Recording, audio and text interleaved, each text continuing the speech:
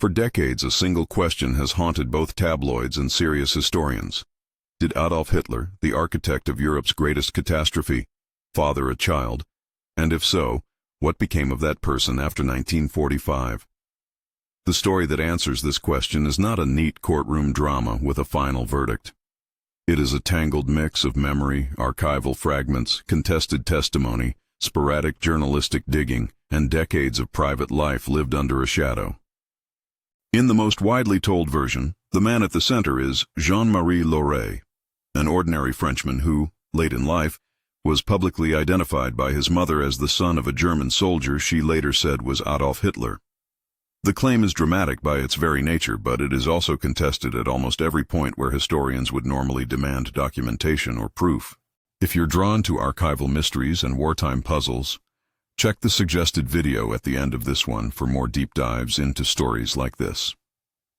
To understand how an allegation like this could arise, it helps to return to the terrain of the Great War itself. Between 1914 and 1918, Adolf Hitler served as a private in the Bavarian infantry on the Western Front. He was not a high-ranking officer, and he left no children known to history. The Western Front, however, was a vast and mobile theater. Soldiers billeted in villages and towns, passing through farms and towns. Brief liaisons and transient relationships were part of the wartime landscape.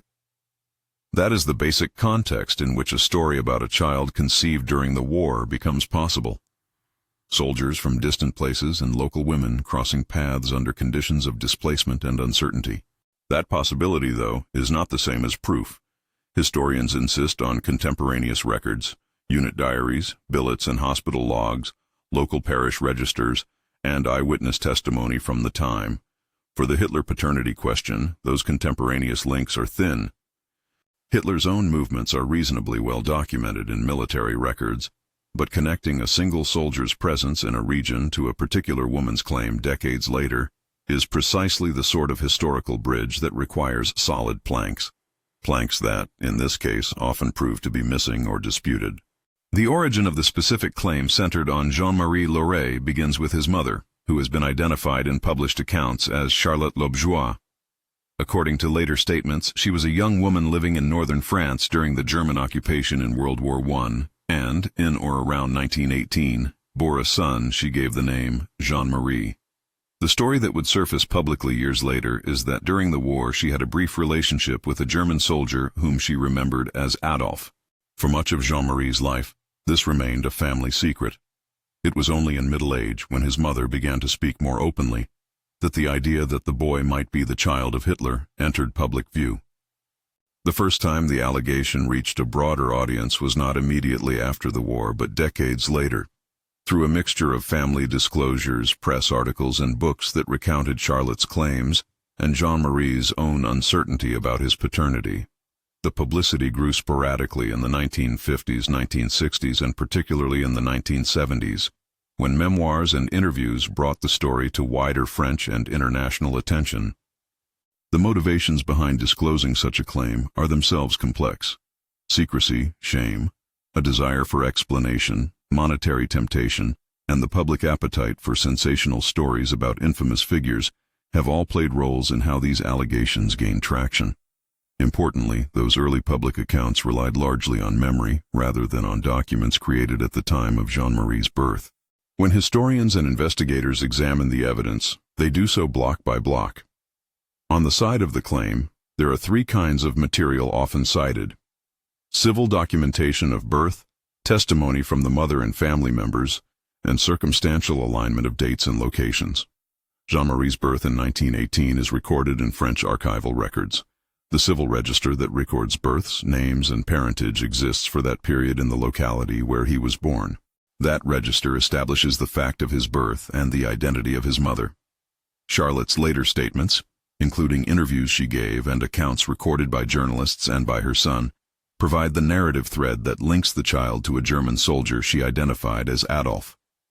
Some writers and journalists have pointed to supposed coincidences, references, anecdotes, or family lore that hint at German connections or oddities in Jean-Marie's upbringing that, taken together, seem to feed the claim. But the evidentiary gaps are striking. The strongest form of historical evidence, contemporaneous documentation connecting Hitler personally to Lobyoya at the relevant time, is absent or inconclusive. Military records place Hitler on the Western Front, but contemporary unit diaries and billet records do not provide a clear, verifiable moment when he was in a specific French village with incontrovertible contact with Charlotte. Many historians emphasize that the memory of ordinary civilians about encounters with individual soldiers in the chaos of war is notoriously unreliable when recalled decades later.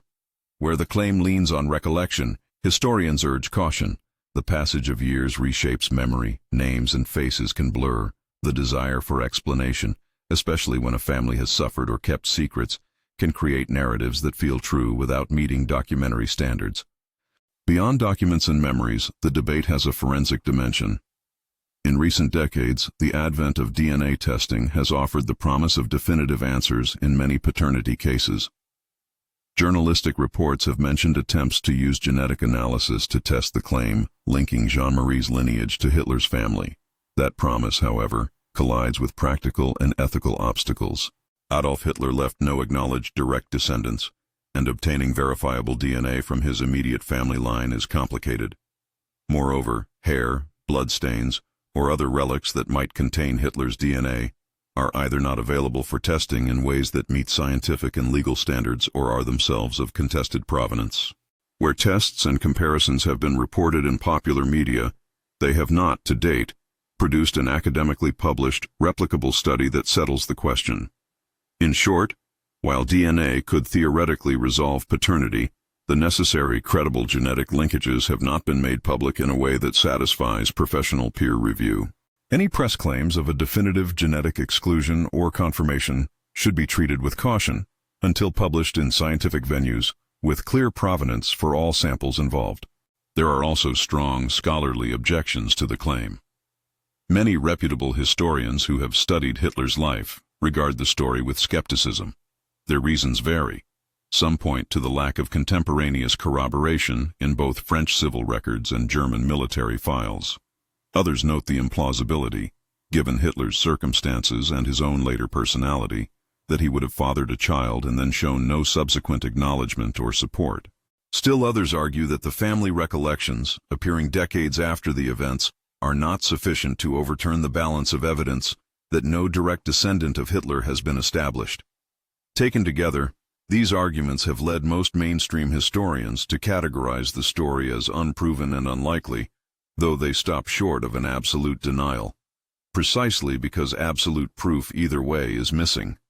The human side of this story is often overlooked in favor of the sensational possibility. Jean-Marie Loret, the man who came to be identified publicly with the allegation, spent much of his life in relative obscurity, working in everyday trades and raising a family. When the claim gained public attention in midlife, it brought a sudden and uncomfortable scrutiny. Reports describe a man who resisted identification with his alleged father. He reportedly refused offers that framed him as an heir to notoriety. In interviews, he expressed confusion, anger, and at times a desire to move on without the weight of an infamous parent. Whether or not the paternity claim was true, the effect on Jean-Marie and his descendants was real. The intrusion of public curiosity into private life, the stigma of being associated, even hypothetically, with a tyrant, and the strange position of being both a subject of historical curiosity and an ordinary citizen trying to live quietly. Public reactions have been mixed. In moments when the allegation surfaced, media coverage ranged from cynical exploitation, headlines seeking shock value, to measured investigative pieces that weighed documents and testimony. Some opportunists and pundits used the story for sensational copying, some writers pursued the archival trail more responsibly, and for families, the social consequences could be severe. Ostracism in some local contexts, sudden offers from journalists or filmmakers, and the emotional turmoil of family members who either refused to believe or who hoped for an unexpected link to someone otherwise anonymous. Comparing this case to other post-war reckonings with the families of notorious leaders helps illuminate the broader stakes. After 1945, the descendants of several prominent Nazi figures faced public and private dilemmas. Some embraced public contrition and archival work, Others retreated into anonymity. Some became subjects of trials and denazification processes.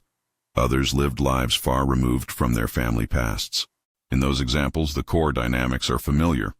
Public shame by association, the urge of some descendants to investigate and document what occurred, and the ethical complexity that comes with exposing painful family histories. The Hitler paternity case differs in one central respect. It hinges not on institutional responsibility or documented collaboration, but on a single biological claim that is difficult to prove or disprove after a century of silence. There are ethical questions at every turn. Researchers and journalists must ask whether resurrecting uncertain genealogical claims does more harm than good. Families deserve privacy and protection from defamatory or intrusive reporting, especially where proof is absent. At the same time, historians and archivists argue that every claim, even an uncomfortable or sensational one, deserves careful archival scrutiny, because documents and facts, not rumor, are how societies understand their past. The balance is delicate. Responsible investigation requires transparent methods, careful sourcing, and sensitivity to living people who may be affected by public discussion. So, where does this leave the central question? What happened to Hitler's alleged son after the war? The short answer is, he lived a quietly variegated life, sometimes besieged by public curiosity, sometimes trying to preserve the private dignity of his family. The longer answer is that the allegation remains disputed. Jean-Marie Loret's existence is a matter of record. His mother's later claim that Adolf Hitler was the father is documented in interviews and memoirs. Journalists and a handful of researchers have pursued the story across decades. But the crucial contemporary linkage, firm, verifiable proof that Hitler himself fathered Jean-Marie, has not been produced in the form that historians require to move from plausible rumor to established fact. Reports of DNA testing and genetic exclusion have appeared in popular media, but none, as of the latest reliable assessments, have produced peer-reviewed, widely accepted results that would settle the question definitively. What the case does illuminate, however, is larger and perhaps more important than genealogy alone. It shows how the legacies of totalitarian regimes continue to echo into ordinary family lives.